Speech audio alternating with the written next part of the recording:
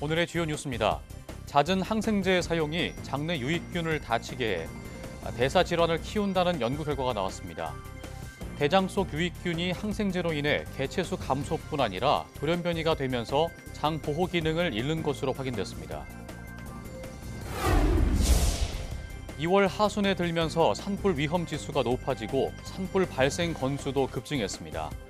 특히 이번 주 동해안 지역에는 고온 건조한 강풍인 양간 지풍이 불 것으로 전망돼 산불 위험은 더욱 커질 전망입니다. 새 학기가 시작되는 다음 달부터는 AI 디지털 교과서가 시범 도입됩니다. 수준별 학습이나 챗봇 질문하기 등 기대되는 부분도 있지만 교사도 AI 교과서가 낯선 데다가 디지털 과의존 우려 등 기대와 걱정이 교차하고 있습니다. 중국 AI 산업이 빠르게 성장한 데에는 실질적인 응용과 산업적 성과를 우선했기 때문이라는 분석이 나왔습니다. 게다가 상대적으로 완화된 데이터 보호 정책을 유지하면서 방대한 데이터를 가지고 있다는 점도 큰 역할을 했다는 평가입니다.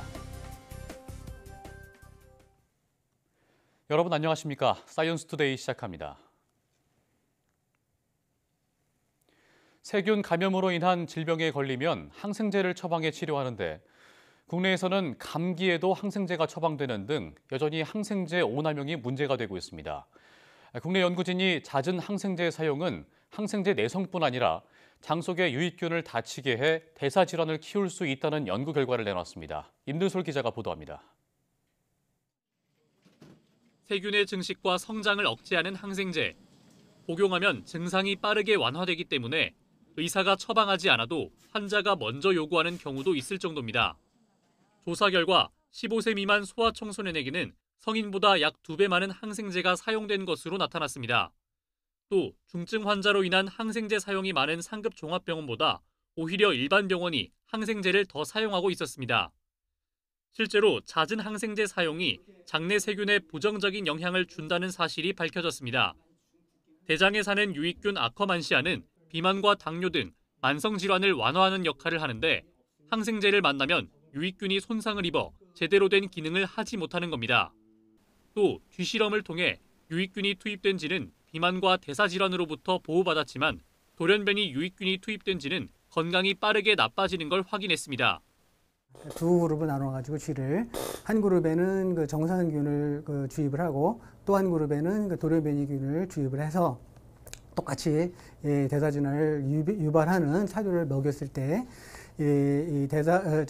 돌연변이를 주입한 쥐에서만 대사질환이 발생하는 것을 발견했습니다. 즉, 항생제로 인해 유익균이 변이되면서 건강보호 기능을 잃고 이는 대사질환 증가로 이어질 수 있다는 겁니다. 연구팀은 지금까지 항생제 사용이 장내 세균의 수를 줄인다는 사실만 알려졌는데 이번 연구를 통해 항생제가 돌연변이를 만들어 유익균의 활동을 방해한다는 것을 증명했다는 데 의미가 있다고 설명했습니다. 장내 세균이 항생제에 노출되면 개체수 감소뿐만이 아니라 돌연변이가 발생함으로써 그 본래의 기능을 상실해서 만성 질환, 대사 질환의 위험이 높아질 수 있습니다. 연구팀은 이번 연구가 대사 질환의 조기 진단과 치료에도 활용될 수 있을 것으로 기대했습니다. 또 이번 연구 결과를 활용해 개인별 대사 질환 취약성을 예측할 수 있다면서 후속 연구를 통해 다른 유익균들의 돌연변이주 영향력도 밝혀낼 계획입니다. YTN 사이언스 임늘솔입니다. 국내 연구진이 개발한 방사선량 평가용 소아 인체 전산 모델이 국제 표준으로 채택됐습니다. 원자력안전위원회는 한양대 김찬형 교수팀이 개발한 방사선량 평가 소아 인체 모델이 차세대 국제표준 인체 전산 모델로 채택돼 지난 19일부터 국제방사선방호위원회에서 정식 배포 중이라고 밝혔습니다. 기존 모델은 장기 표면이 계단 형태로 부자연스럽거나 작은 조직을 정밀하게 구현하기 어려웠는데 이번에 개발한 모델은 사면체 메시 형태로 장기의 부드러운 표면을 제대로 표현할 수 있고 자세나 체형 변경에도 유리합니다. 김 교수팀은 소아 성인 모델에 이어 임신부 모델을 개발 중이며 사고 비상 상황에서 피폭 선량을 평가할 수 있는 고성능 전산 코드도 개발 중이라고 설명했습니다. 세계적 생리학자이자 시스템 생물학의 개척자인 데니스 노블 교수가 대구 경북과기원 디지스트 의생명공학 1호 초빙 석좌 교수로 임명됐습니다. 노블 교수는 유전자는 생명체의 청사진이 아니다라는 주제의 특별 강연을 필두로 의생명공학 전공에서 생물학 연구와 인재 양성에 힘을 쏟을 예정입니다. 노블 교수는 1960년대 세계 최초로 가상 심장을 구현해 현대 심장 전기 생리학의 기초를 세운 생리학자이자 시스템 생물학의 선구자입니다. 그는 유전자가 모든 것을 결정한다는 유전자 결정론을 넘어 생물이 외부 환경에 적응하는 데 필요한 변화를 스스로 만들어낸다는 통합적 관점을 제시해 생명과학의 새로운 패러다임을 형성했습니다. 또 이기적 유전자의 저자로 유명한 리처드 도킨스와 학문적 논쟁에서 유전자 중심주의를 반박하는 자신의 주장을 입증해 학계로부터 큰 호응을 얻기도 했습니다.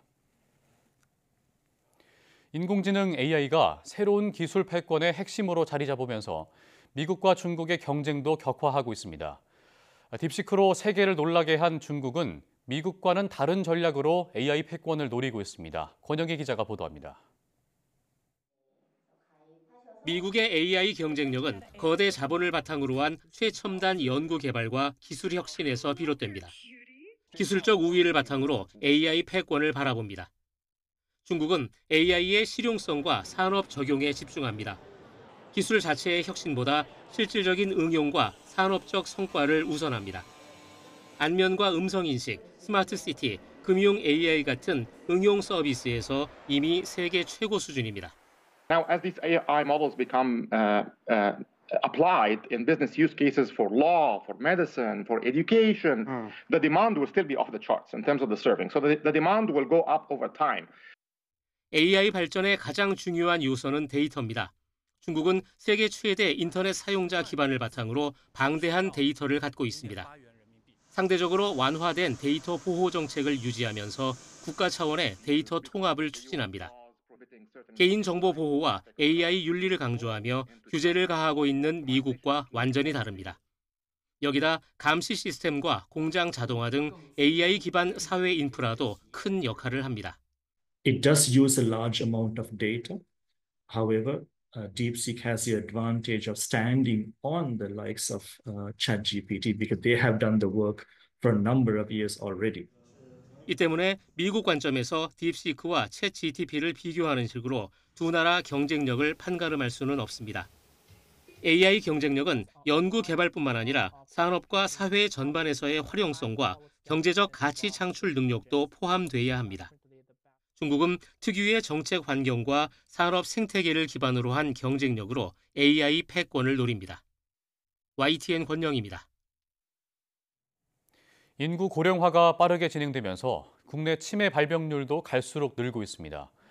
국내외 석학들이 연구 성과를 공유하고 AI를 활용해 치매 극복을 모색하는 국제 학술 대회가 열렸습니다. 오선열 기자입니다. 초고령화 사회에 진입하면서 가장 두려운 질병으로 꼽히는 치매. 국내 65세 이상 인구 가운데 치매 발병률은 11%로 치매 환자가 100만 명을 넘었습니다. 치매는 이제 더 이상 개인과 가족만의 문제가 아니라 우리 국가와 사회가 가장 우선적으로 해결해야 할 과제가 되었습니다. 국내외 최고 임상의와 산업계 전문가 등 200여 명이 치매 예측 기술과 치료제 실용화 방안 등을 논의하는 국제 학술 대회가 광주에서 열렸습니다.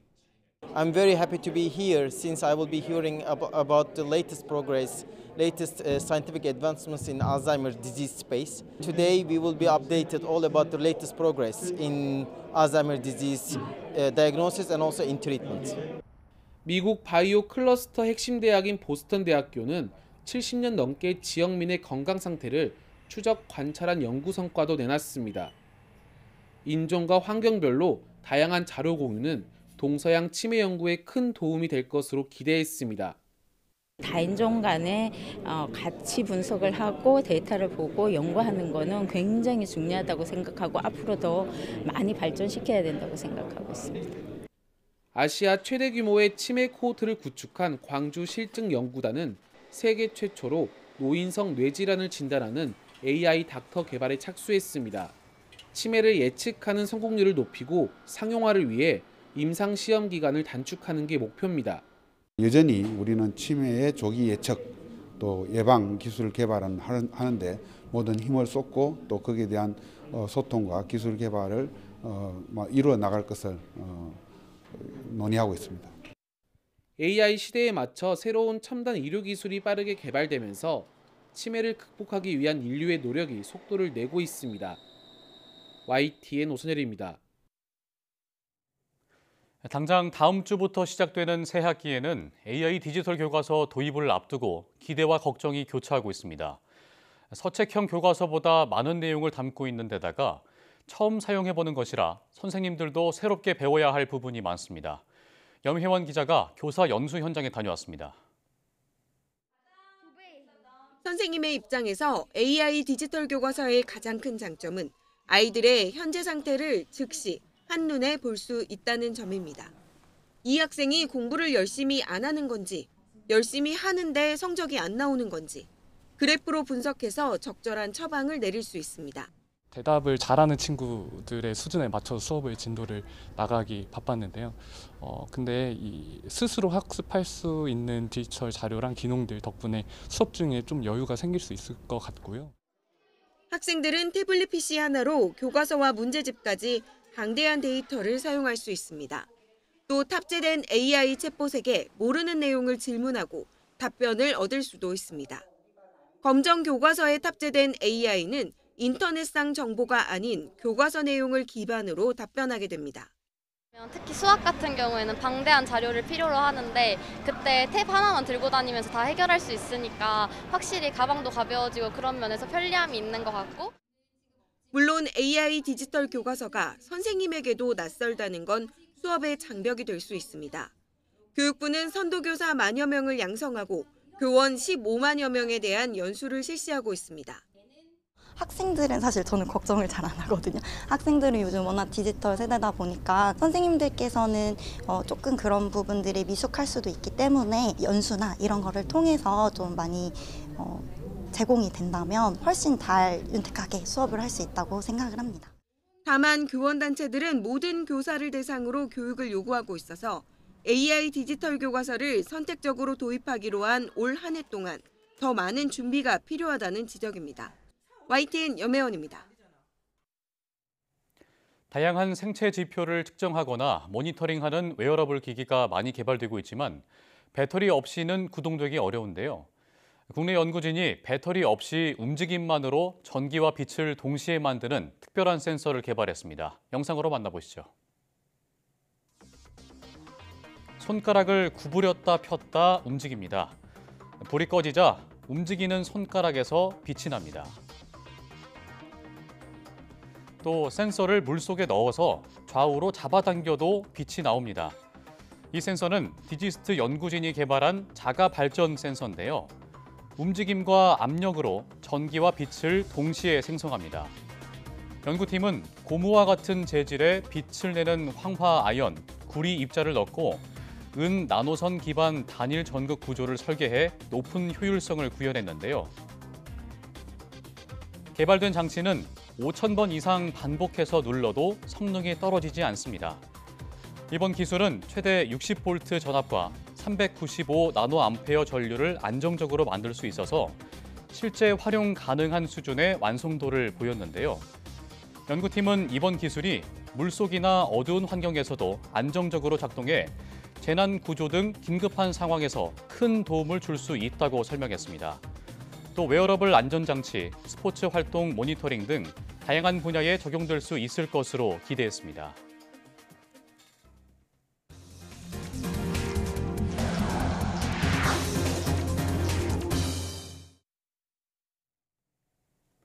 연일 건조한 날씨가 이어지는 가운데 2월 하순에 접어들며 산불이 더 늘어난 것으로 나타났습니다.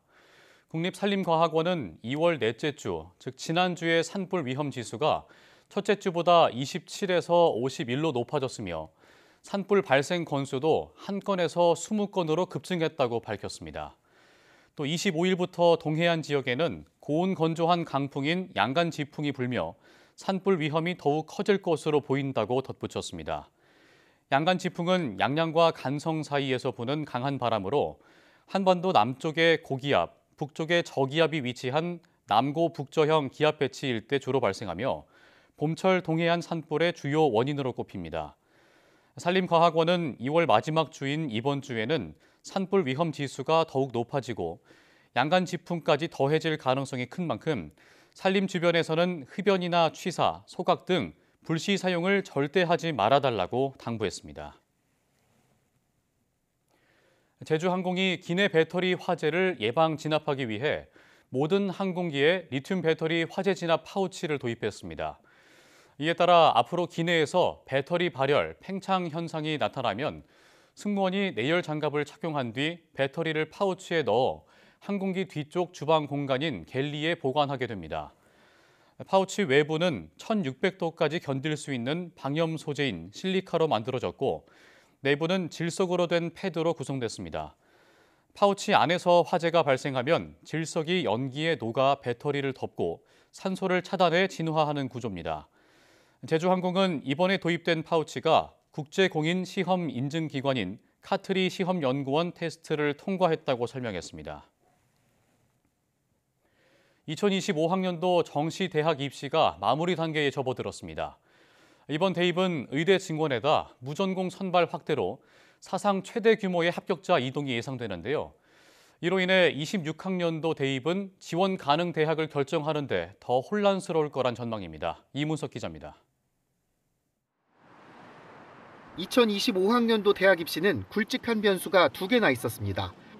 의대 증원과 무전공 선발 확대입니다. 우선 의대 정원이 1,509명 증원돼 정시에서도 의대 중복 합격생들의 연쇄 이동이 크게 늘었습니다.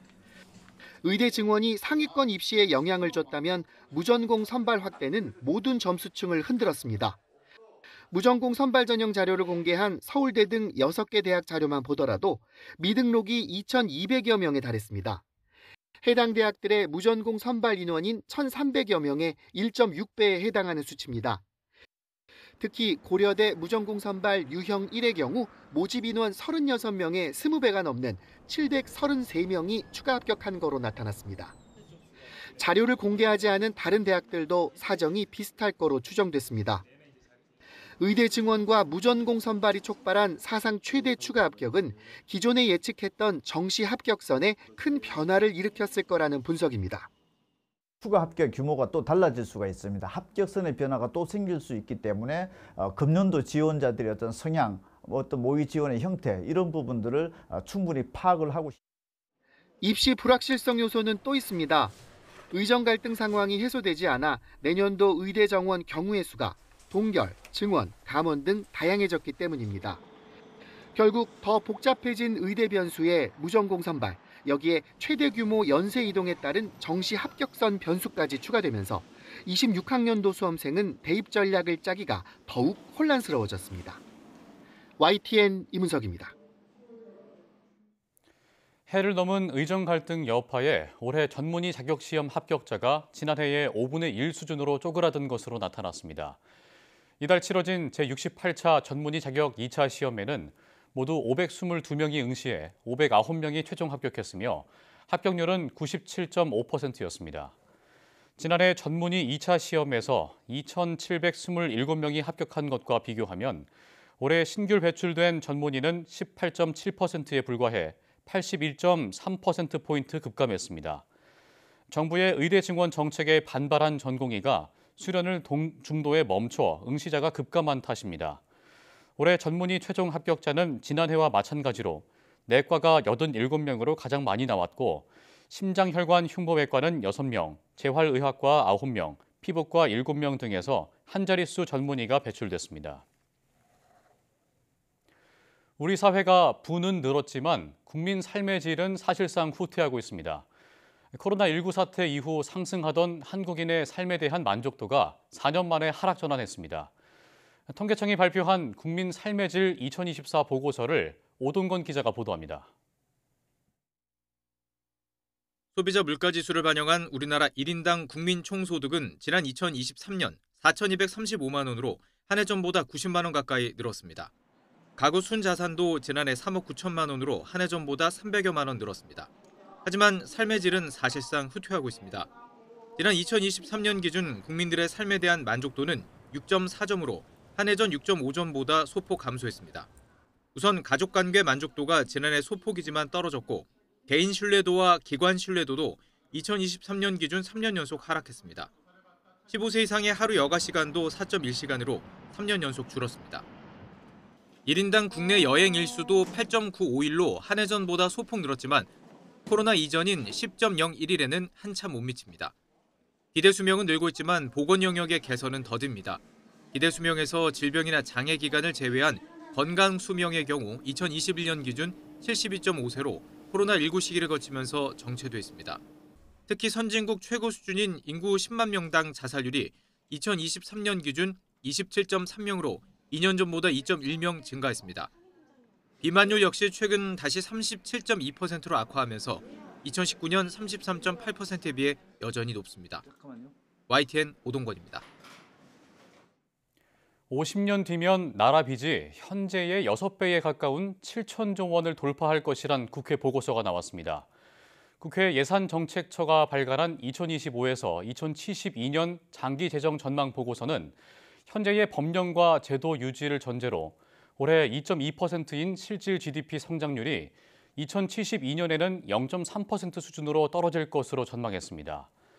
또 2072년 국가 채무는 현재의 5.7배 수준인 7,303조 6천억 원이 될 것으로 추계했습니다. GDP 대비 국가 채무 비율은 올해 47.8%에서 2050년 107.7% 가파르게 증가해 한국에서 생산된 생산물을 전부 현금화해도 나라 빚을 갚을 수 없는 수준이 될 것으로 예측했습니다. 이와 함께 국민연금기금 누적적립금은 2039년 정점을 찍은 뒤 2040년부터 적자 상태에 돌입해 2057년에는 완전히 소진될 것으로 전망했습니다. 다만 지난해 9년 만에 출산율이 반등하는 등의 저출생 극복 기조가 이어진다면 GDP 대비 국가 채무 비율을 낮출 수 있을 것으로 분석했습니다. 지난해 육아휴직 사용자 가운데 남성의 비율이 처음으로 30%를 넘겼습니다. 고용노동부는 지난해 육아휴직을 한 남성이 4만 1,829명으로 전체 육아휴직자 가운데 31.6%를 차지했다고 밝혔습니다. 육아휴직 남성 사용 비율은 2015년 5.6%에서 2017년 13.4%, 2020년 24.5% 등 꾸준히 증가했습니다.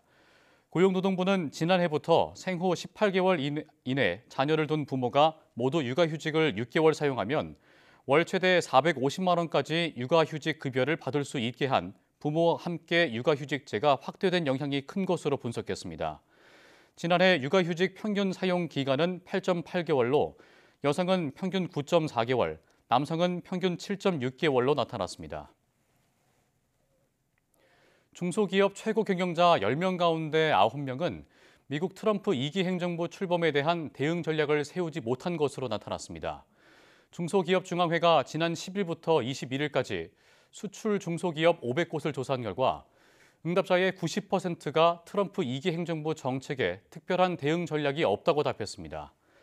트럼프 2기 출범 이후 경제 전망에 대해서는 부정적이라는 응답이 28%로 긍정 전망보다 4배 이상 높았고 변화 없음이 66%로 나타났습니다. 부정적으로 전망하는 이유로는 보편 관세 등 무역 규제 강화 도입이 61%로 가장 많았고 강달러 기조 유지, 환율 변동성 확대, 세계 공급망 불안정 등이 뒤를 이었습니다. 희망하는 정부 지원 정책으로는 원부자재 가격 변동 대응을 위한 지원책 확대와 금융 지원 확대, 물류비 지원 확대, 세제 지원 확대 등을 꼽았습니다.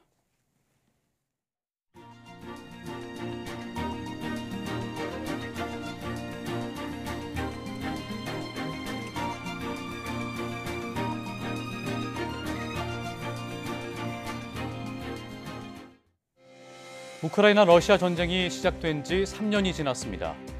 미국은 러시아와 종전 협상을 진행해서 전쟁을 끝내려는 움직임을 보이고 있는데요. 당사국의 입장이 반영된 협상이 잘 진행돼서 이제는 전쟁 무기로 전락해버린 드론 같은 기술이 인류를 위해 평화적으로 쓰이는 날이 다가오길 기대합니다. 뉴스 마칩니다. 고맙습니다.